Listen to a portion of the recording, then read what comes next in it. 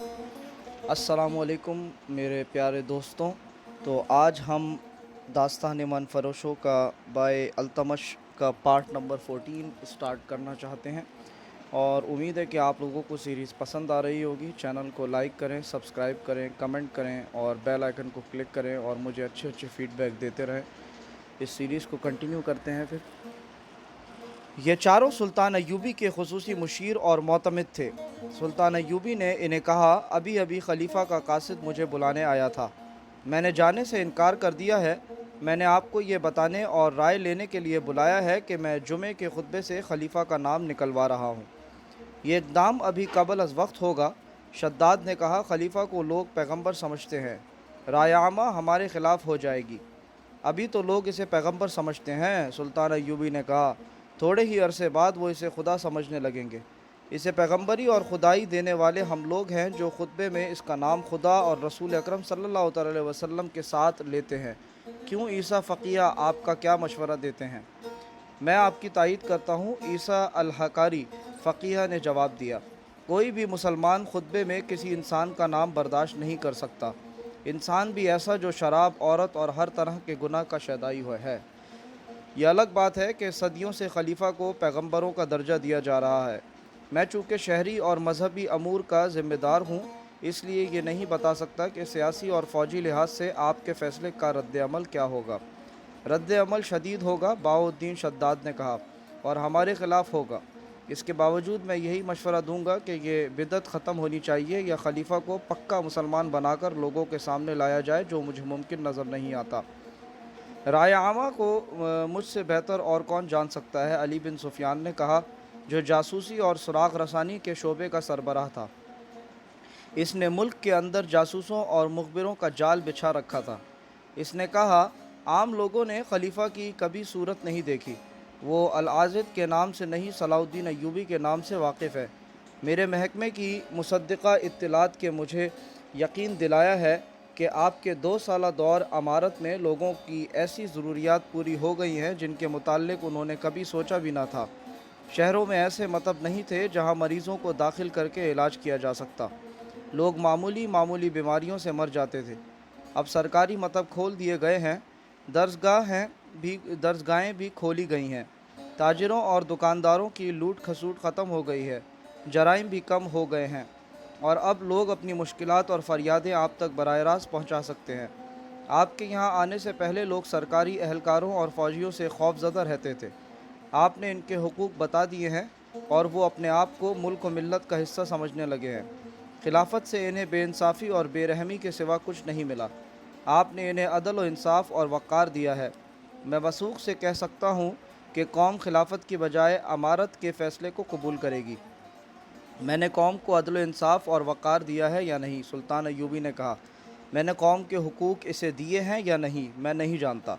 मैं कौम को एक इंतहाई बेहुदा रिवायत नहीं देना चाहता। मैं कौम को शिरक और कुफ्र नहीं देना चाहता। ज़रूरी हो गया है कि इस रिवायत को तोड़कर मादी के कूड़ा क्रिकेट में फेंक दिया जाए, जो मज़हब का हिस्सा बन गई है। अगर ये रिवायत कायम रही तो ये भी हो सकता है कि कल परसों मैं भी अपना नाम खुतबे में शामिल कर दूँ। दिए से दिया जलता है, लेकिन मैं इस दिए को बुझा देना चाहता हूँ जो शिर्क की रोशनी को आगे चला रहा है। कसर खिलाफत बदकारी का अड्डा बना हुआ है। खलीफा उस रात में भी शराब पिए हुए हरम के हुस्न में बदमस्त पड़ा था जिस रात सूडानी फ़ौज ने हम पर हमला किया था। अगर मेरी चाल नाकाम हो जाती तो मिस्र से इस्लाम का परचम उतर जाता। जब अल्लाह के सिपाही शहीद हो रहे थे, इस वक्त भी खलीफा शराब पिए हुए था। मैं इसे अहकाम के मुताबिक ये बताने गया था कि सल्तनत पर क्या तूफ़ान आया था और हमारी फ़ौज ने इसका दम खम किस तरह तोड़ा है, तो इसने मस्त सांड की तरह झूम कर कहा था, शाबाश, हम बहुत खुश हुए। हम तुम्हारे बाप को खुसूसी कासिद के हाथ मुबारकबाद और इनाम भेजेंगे। मैंने इसे कहा कि या खलीफतुल मुस्लिमीन, मैंने अपना फ़र्ज़ अदा किया है। मैंने ये फ़र्ज़ अपने बाप की खुशनुदी के लिए नहीं, अल्लाह और इसके रसूल सल्लल्लाहु अलैहि वसल्लम की खुशनुदी के लिए अदा किया है। इस बुढ़े खलीफा ने कहा, सलाहुद्दीन अय्यूबी, तुम अभी बच्चे हो, मगर काम तुमने बड़ों वाला कर दिखाया है। इसने मेरे साथ इस तरह बात की थी जैसे वो मुझे अपना ग़ुलाम और अपने हुक्म का पाबंद समझता है। ये बेदीन इंसान कौमी ख़जाने के लिए सफ़ेद हाथी बना हुआ है। سلطان ایوبی نے ایک خط نکال کر سب کو دکھایا اور کہا 6-7 دن گزرے، نور الدین زنگی نے مجھے یہ پیغام بھیجا ہے۔ انہوں نے لکھا ہے کہ خلافت 3 حصوں میں بٹ گئی ہے۔ بغداد کی مرکزی خلافت کا دونوں ماتحت خلیفوں پر اثر ختم ہو چکا ہے۔ آپ یہ خیال رکھیں کہ مصر کا خلیفہ خود مختار حاکم نہ بن جائے۔ وہ سوڈانیوں اور صلیبیوں سے بھی ساز باز کرنے سے گریز نہیں کرے گا۔ میں سوچ رہا ہوں کہ خلافت صرف بغداد میں رہے اور ذیلی خلیفے ختم کر دیے جائیں، لیکن میں ڈرتا ہوں کہ ان لوگوں نے ہمارے خلاف سازشیں تیار کر رکھی ہیں۔ اگر آپ مصر کے خلیفہ کی بادشاہی اس کے محل کے اندر ہی محدود رکھنے کی کوشش کریں گے تو میں آپ کو فوجی اور مالی امداد دوں گا۔ احتیاط کی بھی ضرورت ہے کیونکہ مصر کے اندرونی حالات ٹھیک نہیں۔ مصر میں ایک بغاوت اور بھی ہوگی۔ سوڈانیوں پر کڑی نظر رکھیں۔ سلطان ایوبی نے خط پڑھ کر کہا، اس میں کیا شک ہے کہ خلافت سفید ہاتھی ہے؟ کیا آپ دیکھتے نہیں کہ خلیفہ العاضد دورے پر نکلتا ہے تو آپ کی آدھی فوج اس کی حفاظت کے لیے ہر طرف پھیلا دی جاتی ہے۔ لوگوں کو مجبور کیا جاتا ہے کہ وہ خلیفہ کے راستے میں چادریں اور قالین بچھائیں۔ خلیفہ کا حفاظتی دستہ دورے سے پہلے لوگوں کو دھمکیاں دے کر مجبور کر دیتا ہے کہ ان کی عورتیں اور جوان بیٹیاں خلیفہ پر پھولوں کی پتیاں پھینکیں۔ اس کے دوروں پر خزانے کی وہ رقم تباہ کی جاتی ہے جو ہمیں سلطنت اسلامیہ کے دفاع اور توسیع کے لیے اور قوم کی فلاح و بہبود کے لیے درکار ہے۔ اس کے علاوہ اس پہلو پر بھی غور کرو کہ ہمیں مصری عوام پر، یہاں کے عیسائیوں اور دیگر غیر مسلموں پر یہ ثابت کرنا ہے کہ اسلام شہنشاہوں کا مذہب نہیں، یہ عرب کے صحراؤں کے گدڑیوں، کسانوں اور شتربانوں کا سچا مذہب ہے، اور یہ انسان کو انسانیت کا وہ درجہ دینے والا مذہب ہے جو خدا کو عزیز ہے۔ یہ بھی ہو سکتا ہے کہ خلیفہ کے خلاف کارروائی کرنے سے آپ کے خلاف یہ بہتان تراشی ہونے لگے کہ خلیفہ کی جگہ آپ خود حاکم بننا چاہتے ہیں۔ شداد نے کہا، سچ کی ہمیشہ مخالفت ہوئی ہے اور ہوتی رہے گی۔ سلطان ایوبی نے کہا، آج جھوٹ اور باطل کی جڑیں صرف اس لیے مضبوط ہو گئی ہیں کہ مخالفت اور مخالفانہ رد عمل سے ڈر کر لوگوں نے سچ بولنا چھوڑ دیا ہے۔ حق کی آواز سینوں میں دب کر رہ گئی ہے۔ شاہانہ دوروں نے اور شہنشاہیت کے اظہار کے اونچے طریقوں نے رعایا کے دلوں میں وہ وقار ختم کر دیا ہے جو قوم کا ترہ امتیاز تھا۔ عوام کو بھوکا رکھ کر ان پر زبردستی اپنی حکمرانی ٹھونس کر انہیں غلامی کی ان زنجیروں میں باندھا جا رہا ہے جنہیں ہمارے رسول اکرم صلی اللہ علیہ وسلم نے توڑا تھا۔ ہمارے بادشاہوں نے قوم کو اس پستی تک پہنچا دیا ہے کہ یہ بادشاہ اپنی عیاشیوں کی خاطر صلیبیوں سے دوستانہ کر رہے ہیں، ان سے پیسے مانگتے ہیں اور صلیبی آہستہ آہستہ سلطنت اسلامیہ پر قابض ہوتے چلے جا رہے ہیں۔ آپ نے شداد مخالفت کی بات کی ہے، ہمیں مخالفت سے نہیں ڈرنا چاہیے۔ قابل صدا احترام امیر سلطان ایوبی کے نائب سالار الناصر نے کہا، ہم مخالفت سے نہیں ڈرتے، آپ نے ہمیں میدان جنگ میں دیکھا ہے۔ ہم اس وقت بھی نہیں ڈرے تھے جب ہم محاصرے میں لڑے تھے، ہم بھوکے اور پیاس سے لڑے تھے۔ صلیبیوں کے طوفان ہم نے اس حالت میں بھی روکے تھے جب ہماری تعداد کچھ بھی نہیں تھی۔ مگر میں آپ کو آپ کی ہی کہی ہوئی ایک بات یاد دلانا چاہتا ہوں۔ آپ نے ایک بار کہا تھا کہ حملہ جو باہر سے آتا ہے اسے ہم قلیل تعداد میں بھی روک سکتے ہیں، لیکن حملہ جو اندر سے ہوتا ہے اور جب حملہ آور اپنی قوم کے افراد ہوتے ہیں تو ہم ایک بار تو چونک اٹھتے ہیں اور سن ہو جاتے ہیں کہ یہ خدائے ذوالجلال کی یہ کیا ہوا۔ قابل احترام امیر مصر، جب ملک کے حاکم ملک کے دشمن ہو جائیں تو آپ کی تلوار نیام کے اندر تڑپتی رہے گی، باہر نہیں آئے گی۔ آپ نے درست کہا الناصر، سلطان ایوبی نے کہا، میری تلوار نیام میں تڑپ رہی ہے، میں اپنے حاکموں کے خلاف باہر نہیں آنا چاہتی۔ میرے دل میں قوم کے حکمرانوں کا ہمیشہ احترام رہا ہے۔ ملک کا حکمران قوم کی عظمت کا نشان ہوتا ہے، قوم کے وقار کی علامت ہوتا ہے، لیکن آپ سب غور کریں کہ ہماری حکمرانوں میں کتنی کچھ عظمت اور کتنا کچھ وقار رہ گیا ہے۔ میں صرف خلیفہ العاضد کی بات نہیں کر رہا، علی بن سفیان سے پوچھو، اس کا محکمہ موصل، حلب، دمشق، مکہ اور مدینہ منورہ کی جو خبریں لایا ہے وہ یہ ہے کہ خلافت کی تعیش پرستی کی وجہ سے جہاں جہاں کوئی امیر محاکم ہے وہ وہاں کا مختار کل بن گیا ہے۔ سلطنت اسلامیہ ٹکڑوں میں بٹتی جا رہی ہے۔ خلافت اس قدر کمزور ہو گئی ہے کہ اس نے امراء اور حکام کو ذاتی سیاست بازیوں کے لیے استعمال کرنا شروع کر دیا ہے۔ میں اس خطرے سے بے خبر نہیں کہ قوم کے بکھرے ہوئے شیرازے کو ہم جب یکجا کرنے کی کوشش کریں گے تو یہ اور بکھرے گا، ہمارے سامنے پہاڑ کھڑے ہو جائیں گے، لیکن میں گھبراؤں گا نہیں اور مجھے امید ہے کہ آپ بھی نہیں گھبرائیں گے۔ میں آپ کے مشوروں کا احترام کروں گا، لیکن میں آئندہ خلیفہ کے بلاوے پر صرف اس صورت میں جاؤں گا جب کوئی ضروری کام ہوگا۔ فوری طور پر میں خطبے سے خلیفہ کا نام اور ذکر نکلوا رہا ہوں۔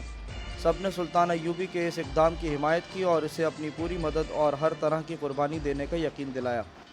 خلیفہ العاضد اس وقت اپنے ایک خصوصی کمرے میں تھا جب قاصد نے اسے بتایا کہ صلاح الدین ایوبی نے کہا ہے کہ اگر کوئی ضروری کام ہے تو میں آ سکتا ہوں، ورنہ میں بہت مصروف ہوں۔ خلیفہ آنکھ بگولا ہو گیا۔ اس نے قاصد سے کہا کہ رجب کو میرے پاس بھیج دو۔ رجب اس کے حفاظتی دستے کا کماندار تھا، جس کا عہدہ نائب سالار جتنا تھا۔ وہ مصر کی فوج کا افسر تھا۔ اسے خلیفہ کی باڈی گارڈز کی کمان دی گئی تھی۔ اس نے قصر خلافت اور خلیفہ کے حفاظتی دستوں میں چن چن کر سوڈانی حبشیوں کو رکھا تھا۔ وہ سلطان ایوبی کے مخالفین میں اسے اور خلیفہ کے خوشامدیوں میں سے تھا۔ اس وقت خلیفہ کے اس خصوصی کمرے میں عرارہ موجود تھی۔ جب قاصد صلاح الدین ایوبی کا جواب لے کے آیا تھا، اس نے خلیفہ سے کہا، صلاح الدین ایوبی آپ کا نوکر ہے، آپ نے اسے سر چڑھا رکھا ہے، آپ کیوں نہیں اسے معزول کر دیتے؟ کیوں نہیں اپنے سپاہی بھیج کر اسے حراست میں یہاں بلوا لیتے؟ اس لیے کہ اس کے نتائج اچھے نہیں ہوں گے، خلیفہ نے غصے کے عالم میں کہا۔ فوج اس کی کمان میں ہے، وہ میرے خلاف فوج استعمال کر سکتا ہے۔ اتنے میں رجب آ گیا۔ اس نے جھک کر فرشی سلام کیا۔ العاضد نے غصے سے کانپتی ہوئی آواز میں اسے کہا، میں پہلے ہی جانتا تھا کہ یہ کمبخت خودسر اور سرکش آدمی ہے، یہ صلاح الدین ایوبی۔ میں نے اسے بلایا تو یہ کہہ کر آنے سے انکار کر دیا ہے کہ کوئی ضروری کام ہے تو آؤں گا، ورنہ آپ کا بلاوا میرے لیے کوئی معنی نہیں رکھتا، کیونکہ میرے سامنے ضروری کام پڑا ہے۔ غصے میں بولتے بولتے اسے ہچکی آئی، پھر کھانسی اٹھی اور اس نے دل پر ہاتھ رکھ لیا۔ اس کا رنگ زرد ہو گیا۔ اس حالت میں کمزور سی آواز میں کہا، بدبخت کو یہ بھی احساس نہیں کہ میں بیمار ہوں، میرا دل مجھے لے بیٹھے گا۔ میرے لیے غصہ ٹھیک نہیں، مجھے اپنی صحت کا غم کھائے جا رہا ہے اور اسے اپنے کاموں کی پڑی ہے۔ آپ نے اسے کیوں بلایا تھا؟ رجب نے پوچھا۔ مجھے حکم دیجیے۔ میں نے اسے صرف اس لیے بلایا تھا کہ اسے احساس رہے کہ اس کے سر پر ایک حاکم بھی ہے۔ خلیفہ نے دل پر ہاتھ رکھے ہوئے کراہتی ہوئی آواز میں کہا، تم ہی نے مجھے بتایا تھا کہ صلاح الدین خود مختار ہوتا جا رہا ہے۔ میں اسے بار بار یہاں بلانا چاہتا ہوں، اسے حکم دینا چاہتا ہوں تاکہ اسے اپنے پاؤں کے نیچے رکھوں۔ یہ ضروری نہیں کہ کوئی ضروری کام ہو تو ہی میں اسے بلاؤں۔ عرارہ نے شراب کا پیالہ اس کے ہونٹوں سے لگا کر کہا، آپ کو 100 بار کہا ہے کہ غصے میں نہ آ جایا کریں، آپ کے دل اور اعصاب کے لیے غصہ ٹھیک نہیں۔ اس نے سونے کی ایک ڈبیا میں سے نسواری رنگ کے صفوف میں سے ذرا سا خلیفہ کے منہ میں ڈالا اور پانی پلا دیا۔ خلیفہ نے اس کے بکھرے ہوئے ریشمی بالوں میں انگلیاں الجھا کر کہا، اگر تم نہ ہوتی تو میرا کیا ہوتا؟ سب کو میری دولت اور رتبے سے دلچسپی ہے، میری ایک بھی بیوی ایسی نہیں جسے میری ذات کے ساتھ دلچسپی ہو۔ تم تو میرے لیے فرشتہ ہو۔ اس نے لڑکی کو اپنے قریب بٹھا کر بازو اس کی کمر میں ڈال دیا۔ خلیفۃ المسلمین رجب نے کہا، آپ بڑے ہی نرم دل اور نیک انسان ہیں، یہی وجہ ہے کہ صلاح الدین ایوبی نے یہ گستاخی کی ہے۔ آپ نے یہ بھی فراموش کر دیا ہے کہ وہ عربی نسل سے نہیں، وہ آپ کی نسل سے نہیں، وہ کرد ہے۔ میں حیران ہوں کہ اسے اتنی بڑی حیثیت کس نے دے دی ہے۔ اگر اس میں کچھ خوبی ہے تو صرف یہ ہے کہ وہ اچھا عسکری ہے، میدان جنگ کا استاد ہے، لڑنا بھی جانتا ہے اور لڑانا بھی جانتا ہے، مگر یہ وصف اتنا اہم نہیں کہ اسے مصر کی امارت سونپ دی جاتی۔ اس نے سوڈان کی اتنی بڑی اور اتنی تجربہ کار فوج یوں توڑ کر ختم کر دی ہے جس طرح بچہ کوئی کھلونا توڑ دیتا ہے۔ آپ ذرا غور فرمائیں کہ جب یہاں سوڈانی باشندوں کی فوج تھی، ناجی اور ادروش جیسے سالار تھے، تو رعایا اس کے کتوں کے آگے بھی سجدے کرتی تھی۔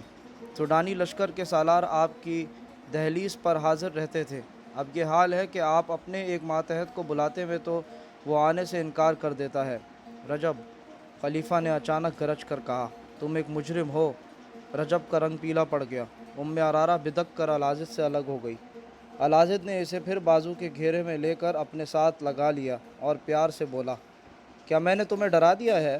میں رجب سے یہ کہنا چاہتا ہوں کہ یہ آج 2 سال بعد مجھے بتا رہا ہے کہ ہماری پرانی فوج اور اس کے سالار اچھے تھے اور صلاح الدین کی بنائی ہوئی فوج خلافت کے حق میں اچھی نہیں۔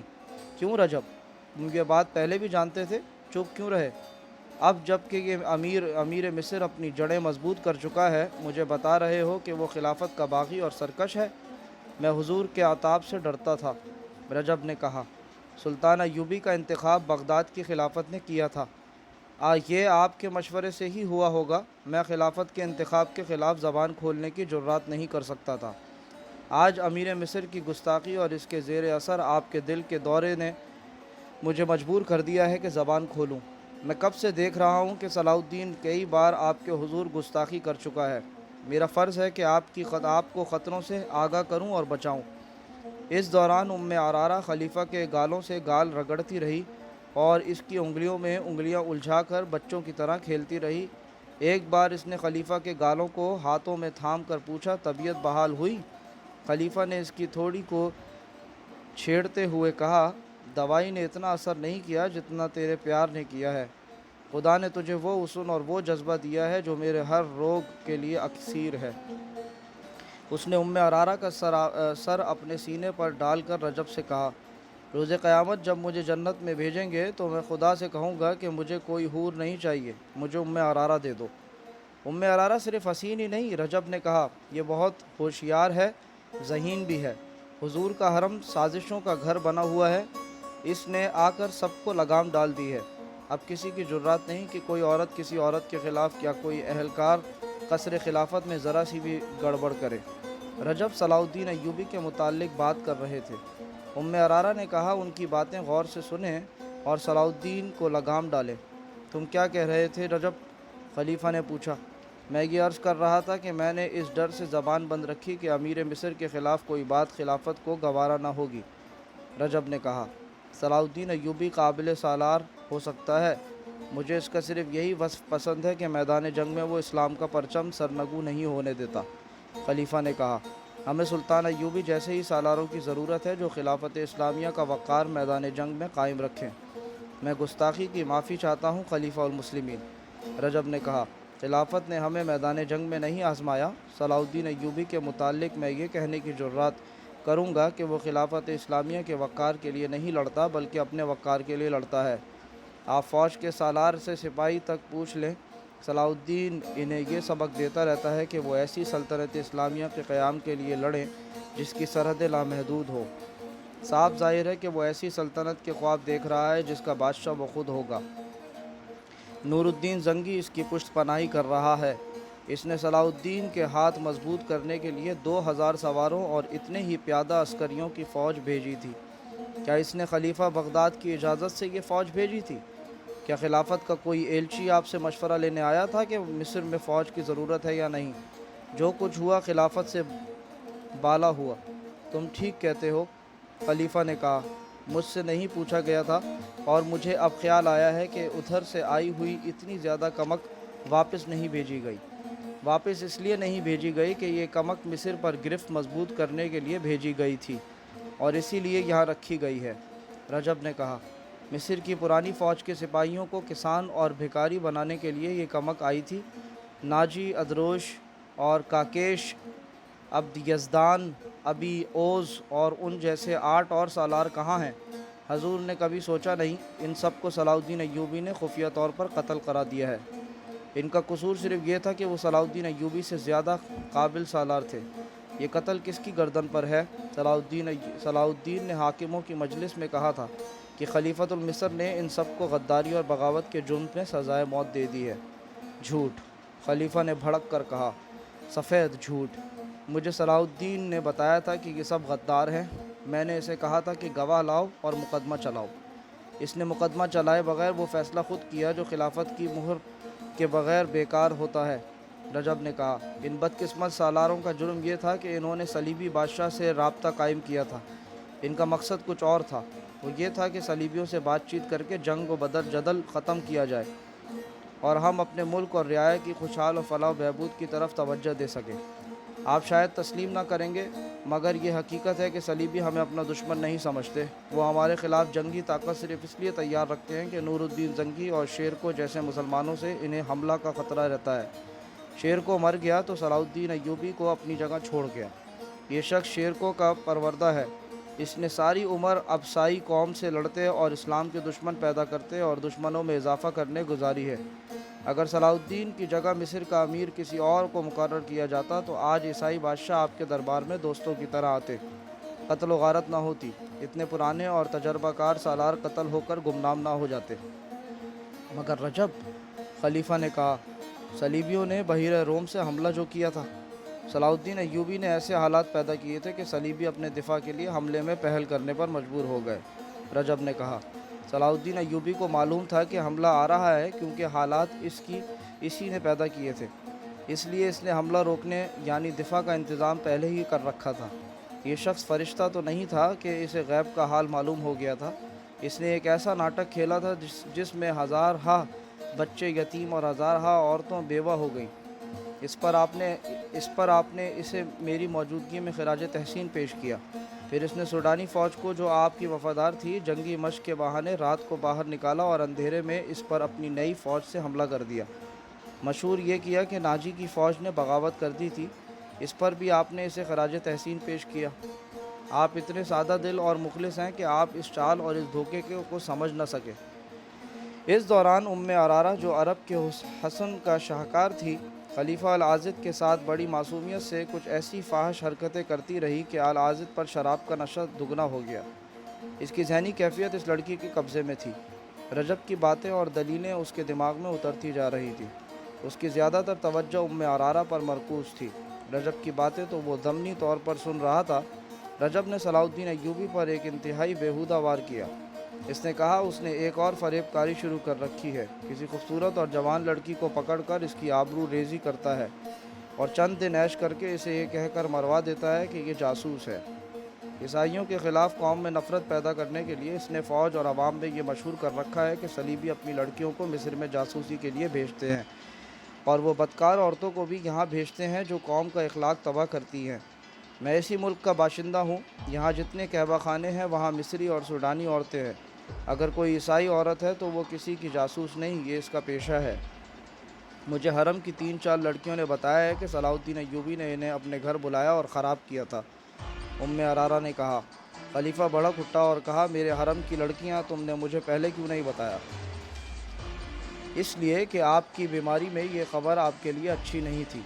उम्मे अरारा ने कहा, अब भी ये बात मेरे मुंह से बेख्तियार निकल गई है। मैंने ऐसा इंतज़ाम कर दिया है कि अब कोई लड़की किसी के बुलाने पर बाहर नहीं जा सकती। मैं उसे अभी बुलाकर दुर्रे लगवाऊंगा। खलीफा ने कहा, मैं इंतकाम लूँगा। इंतकाम लेने के तरीके और भी हैं। रजब ने कहा, इस वक्त अवाम सलाहुद्दीन अय्यूबी के साथ है, ये लोग आपके ख़िलाफ़ हो जाएंगे, तो क्या मैं अपनी ये तौहीन बर्दाश्त कर लूँ? खलीफा ने कहा, नहीं। रजब ने कहा, अगर आप मुझे इजाज़त दें, मेरी मदद करें, तो मैं सलाहुद्दीन अय्यूबी को इसी तरह गायब कर दूंगा जिस तरह इसने मिस्र की पुरानी फ़ौज के सालारों को गुम कर दिया है। तुम ये काम किस तरह करोगे? खलीफा ने पूछा। हशीशीन ये काम कर दिखाएंगे। रजब ने कहा, वो रकम बहुत ज़्यादा तलब करते हैं। रकम का मुतालबा जिस कदर होगा मैं दूंगा। खलीफा ने कहा, तुम इंतज़ाम करो।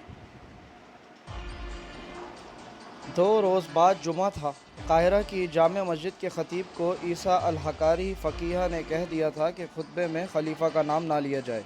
ये ख़तीब तुर्क थे जिनका पूरा नाम तारीख़ में महफूज नहीं। वो अमीरुल आलम के नाम से मशहूर थे।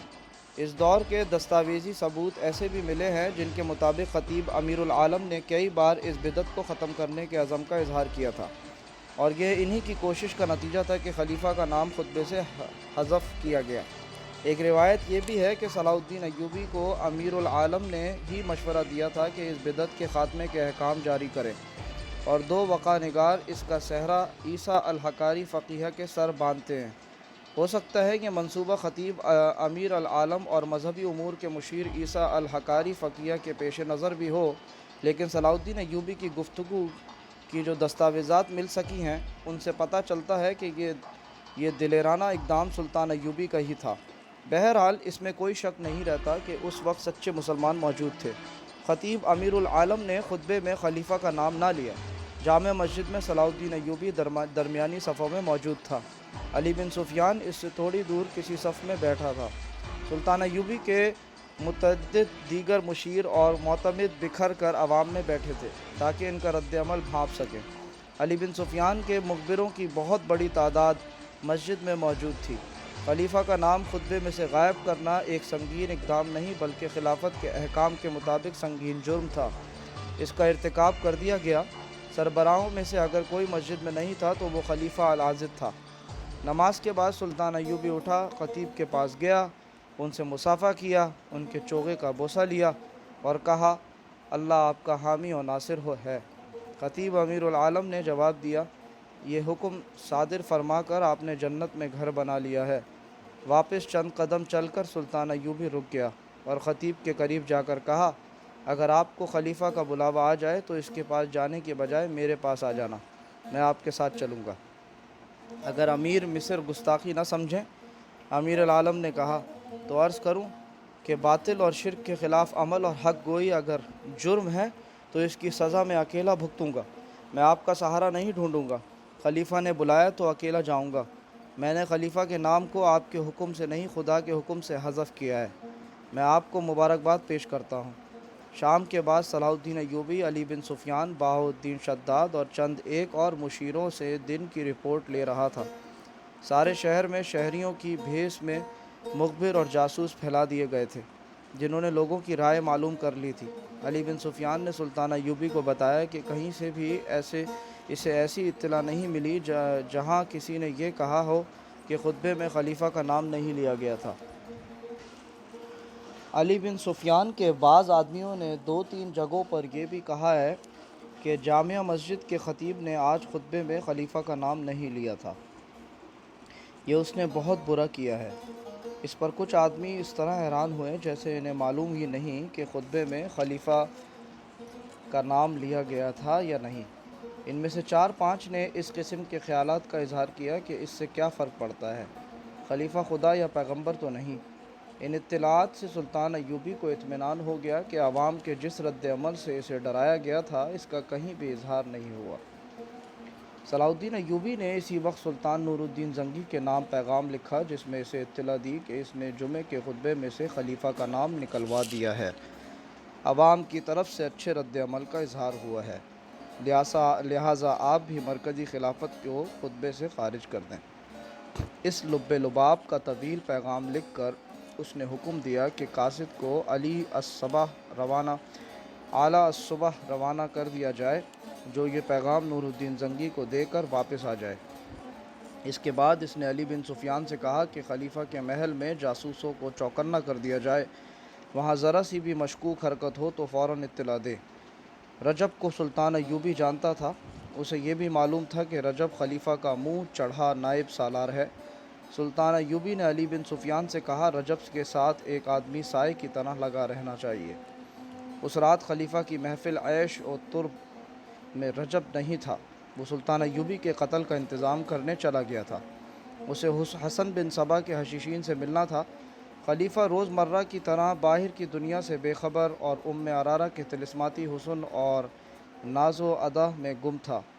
اسے کسی نے بتایا ہی نہیں تھا کہ خطبے میں اس کا نام حذف ہو چکا ہے۔ وہ خوش تھا کہ صلاح الدین ایوبی کے قتل کا انتظام ہونے والا ہے۔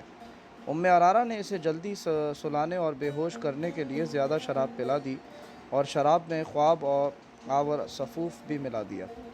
اس بوڑھے سے جلدی چھٹکارا حاصل کرنے کے لیے وہ یہی نسخہ استعمال کیا کرتی تھی۔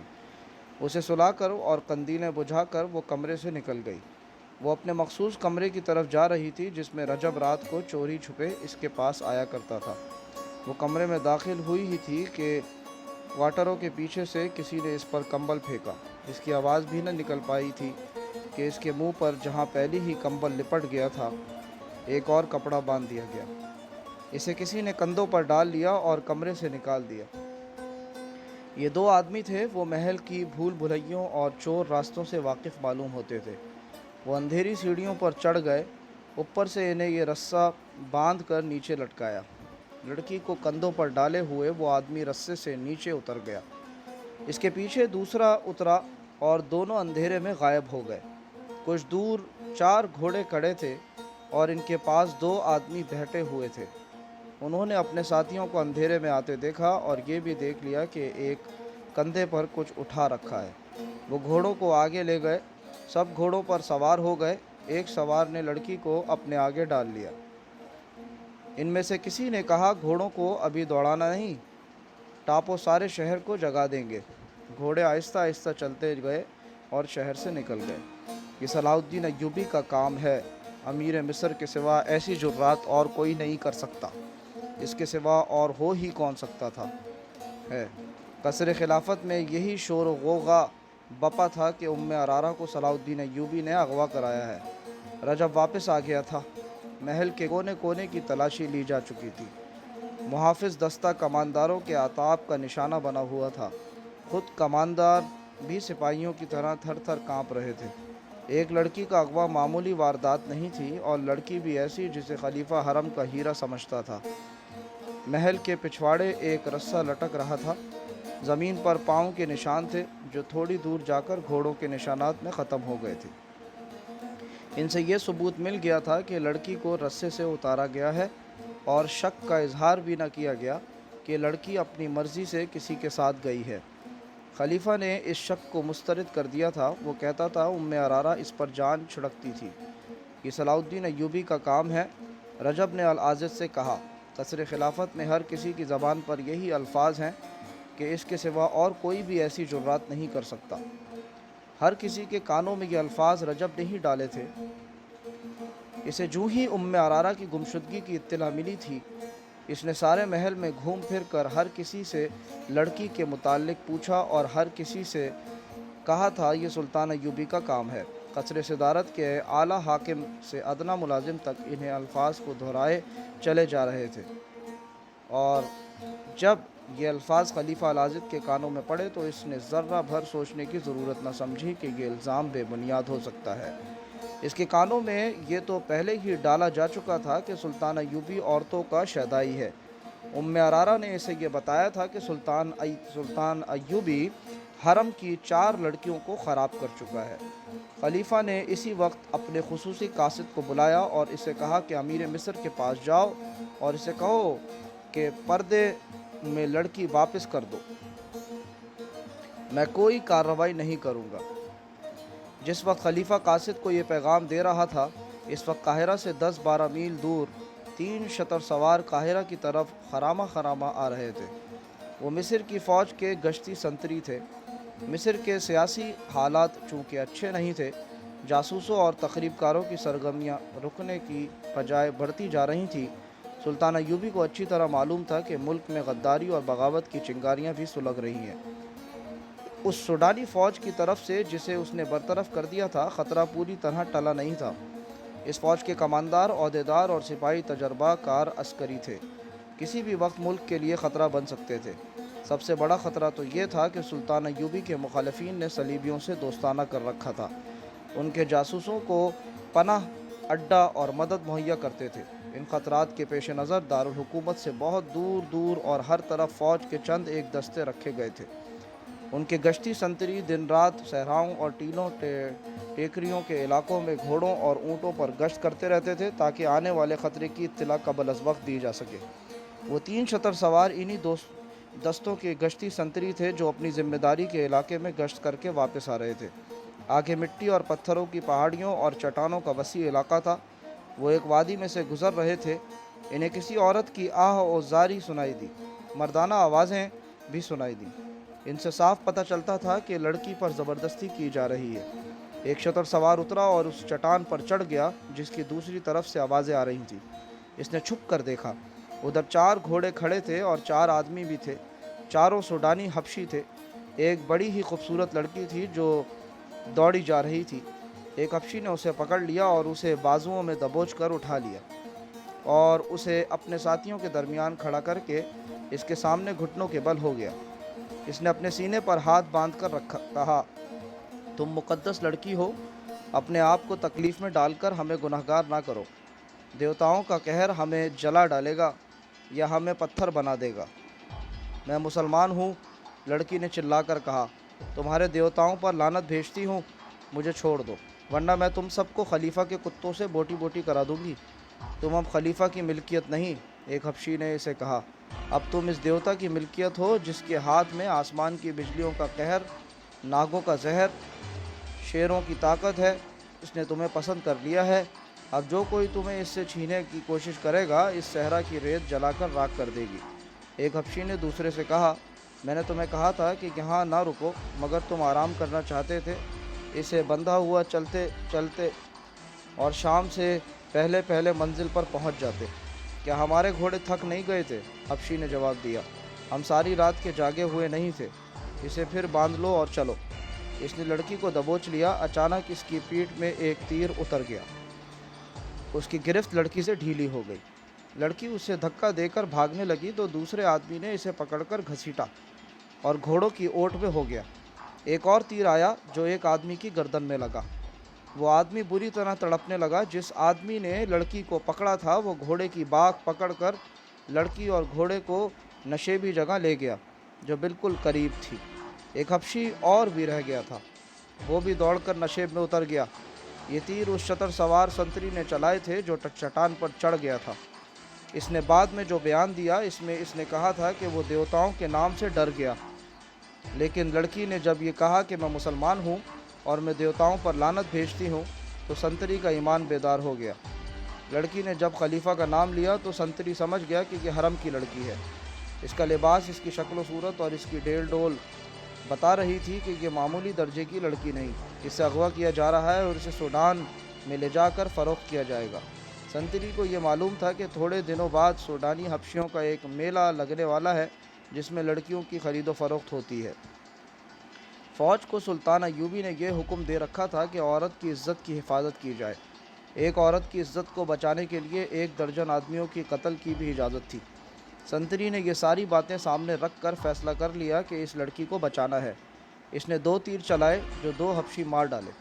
اس نے غلطی یہ کی کہ باقی 2 حبشیوں کو پکڑنے کے لیے نیچے اتر گیا۔ اسے اونٹ پر سوار ہوا، اپنے ساتھیوں کو بتایا کہ بردہ فروشوں کا تعاقب کرنا ہے۔ وہ تینوں اونٹوں کو دوڑاتے دوسری طرف گئے مگر انہیں چٹان کا چکر کاٹ کر جانا پڑا۔